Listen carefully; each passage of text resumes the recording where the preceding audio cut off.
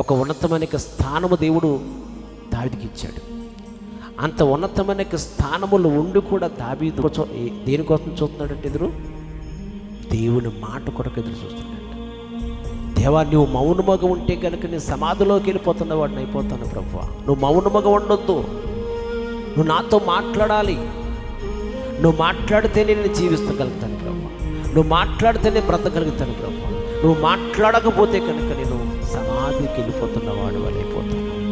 నాకు సహాయం చెయ్య, నాతో మాట్లాడు ప్రభు అని చెప్పేసి దేవుని దగ్గర అడుగుతున్నాడు. అవును, ఈ రోజున దేవుని మాట మీద ఆధారపడి దేవుని మాట కొరకు ఎదురు చూస్తున్న వారు ఎంతమంది ఉన్నారు క్రైస్తవులు? ఈ రోజున చాలామంది కూడా దేవుని మందిరానికి రావటానికి చాలామంది ఇబ్బంది పడుతున్నారు. దేవుని మాటలు వినటానికి చాలామంది ఇబ్బంది పడతారు. చూడండి, చాలామంది కూడా క్రైస్తవుల్లో చాలామంది కూడా పాటలు పాడుతున్నప్పుడు చక్కగా ఏకీపించి సంతోషంతో ఆనందంతో చప్పట్లు కొడుతూ దేవుని కనపడుతూ ఉంటారు. పాటలు సాక్ష్యాలు కూడా చక్కగా సాక్ష్యాలు వింటారు.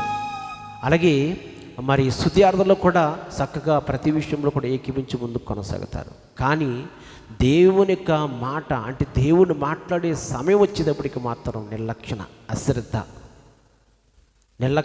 పక్కవారిని గెలుస్తారు. కొంతమంది అటు వెళ్తారు, ఇటు వెళ్తారు. కొంతమంది ఏమో సెలవులు చూసుకుంటూ ఉంటారు. ఇలా చాలా విషయాల్లో కూడా దేవుని వాక్యం అంటే దేవుడు మాట్లాడే సమయం వచ్చేటప్పటికి మాత్రము చాలామంది కూడా నిర్లక్ష్యం చేస్తారు, అశ్రద్ధ చూపిస్తారు, బద్ధకంగా ఉంటారు.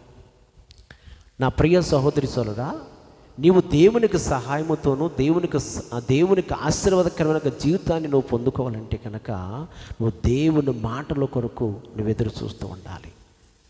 ఒకటి ఏంటి తెలుసండి, దేవుని మాట మీద పరిపూర్ణముగా నువ్వు ఆనుకోవాలి. ఎందుకంటే దేవుడి వాక్యము అతను నెవరవేసుకుంటాడనమాట.